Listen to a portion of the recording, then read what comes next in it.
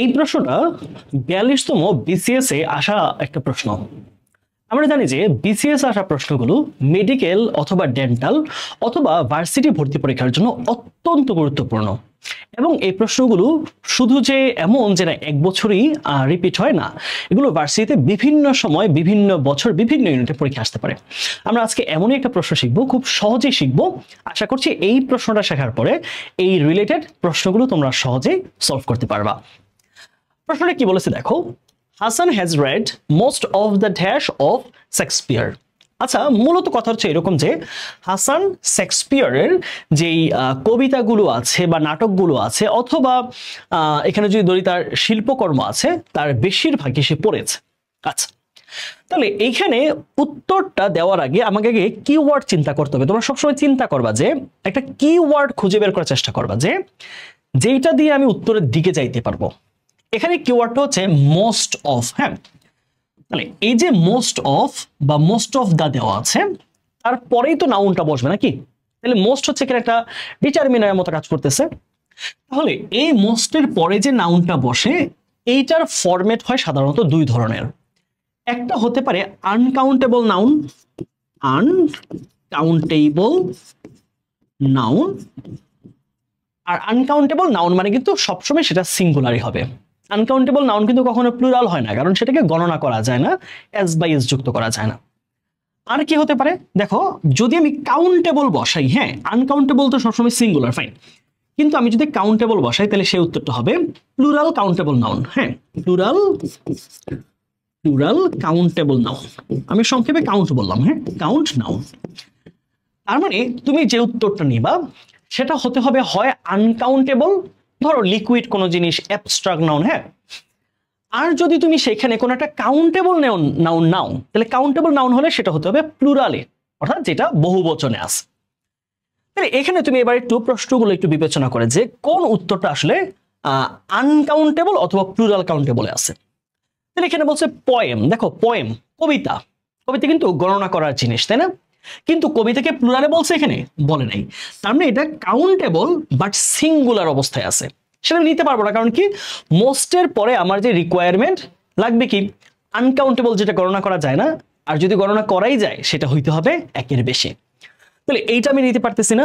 Play, play মানে নাটক। Play মানে কিন্তু এখানে খেলা বোঝায় নাই। প্লে মানে কি, এটা হচ্ছে নাটক। প্লের কিন্তু সহজে কিন্তু প্লেকে তুমি প্লেস করতে পারবা। প্লেস মানে নাটক সমূহ বা নাটক গুচ্ছ, নাটকগুলো।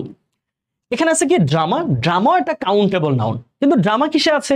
ড্রামা কিন্তু নাটক। দেখো, প্লে এবং ড্রামা নাটকেরই দুইটা রূপ আসলে। তাহলে এই জায়গায় ড্রামা, এই ড্রামাও কিন্তু কাউন্টেবল নাউন, কিন্তু এখানে কিন্তু আমরা পাচ্ছি কি সিঙ্গুলার অবস্থায় পাচ্ছি। তাহলে আমরা পোয়েমকেও সিঙ্গুলার পেলাম, আমরা প্লে নাটককেও সিঙ্গুলার পেলাম, এবং ড্রামাকে সিঙ্গুলার। তার মানে কাউন্টেবল নাউন হলে কিন্তু সিঙ্গুলার উত্তরটা হবে না। তার মানে এখন আসো আমার কি আছে, ওয়ার্কস। এখন প্রশ্ন হচ্ছে, ভাই আপনি গত ক্লাসে পড়াইছিলেন যে আমাদের ওয়ার্ক হচ্ছে একটা আনকাউন্টেবল নাউন। হ্যাঁ, আমি পড়াইছিলাম অবশ্যই, ওয়ার্ক, হোমওয়ার্ক এগুলো হচ্ছে আনকাউন্টেবল নাউন।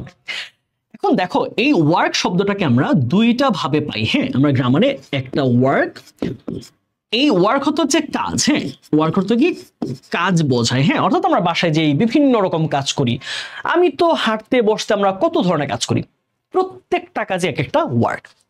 তাহলে এটা একটা নাউন, কিন্তু এই কাজটা যদি হয়ে যায় যে কোনো শিল্পীর সাহিত্যকর্ম, শিল্পী না অর্থাৎ আমরা যাকে বলছি যে একজন কবি বা সাহিত্যিক, সাহিত্যিক বা কবির যখন শিল্পকর্ম বোঝায়, হ্যাঁ তার রচনাগুলো বোঝায়, তার রচনা সমূহকে বোঝায়, তখন এই কাজটা আমার যেই ধরো আমি ঘরের মধ্যে যে কাজ করতেছি এই কাজ না, সাহিত্যকর্মগুলো, তার সাহিত্যকর্ম, তার উপন্যাস, তার নাটক, তার গ্রন্থ, তার কাব্যগ্রন্থ সবকিছুকে একত্রে কি বলা হয়, এটাকে বলা হচ্ছে সাহিত্যকর্ম। তাহলে যখন এই ওয়ার্ড সাহিত্যকর্ম হয়, মনে রাখবা এই কাজটা অলওয়েজ এটা হচ্ছে কি, এটা আনকাউন্টেবল। মাথায় রাখো, সবাই লিখে রাখো, এটা কি আনকাউন্টেবল নাউন। কিন্তু যখন তুমি ওয়ার্ক অর্থে, ওয়ার্ক যখন তুমি এটাকে সাহিত্যকর্ম অর্থে ইউজ করবা, সাহিত্য কর্ম, এই সাহিত্যকর্ম অর্থে এইটা কিন্তু একটা কাউন্টেবল নাউন। কি, এটা একটা কাউন্ট নাউন, অর্থাৎ কাউন্টেবল নাউন। তার মানে কাউন্টেবল নাউনের একটা বড় বৈশিষ্ট্য হচ্ছে সেই নাউনটাকে তুমি সিঙ্গুলারও রাখতে পারবা বাক্যের প্রয়োজনে, তুমি তাকে বাক্যের প্রয়োজনে প্লুরাল করতে পারবা। তাহলে দেখো, তাহলে এখানে কি বলছে, তাহলে বলেছে যে Hasan has red most of the works of Shakespeare. তাহলে হাসান শেক্সপিয়ারের লেখা সাহিত্যকর্মগুলোর বেশিরভাগই পড়েছে। তাহলে এই জায়গায় কিন্তু শেক্সপিয়ার কোন কাজ করতেছে সেটা বোঝায় নাই, তারা সাহিত্য কর্মগুলোকে বুঝাইছে। তাহলে যেহেতু একটা এখানে আনকাউন্টেবল নাউন না, তাহলে আমাকে বসাইতে হবে কি প্লুরাল কাউন্টেবল নাউনটা নিতে হবে। তাহলে একটা এখানে প্লুরাল কাউন্টেবল নাউন, সেটা কি ওয়ার্কস। তাহলে সহজ কথায় মনে রাখবা, ওয়ার্ক যদি কাজ বোঝায়, যে কোনো আমরা বাসায় যেসব কাজকর্ম করি, ওয়ার্ক এটা আনকাউন্টেবল নাউন, এটা কখনোই প্লুরাল হয় না।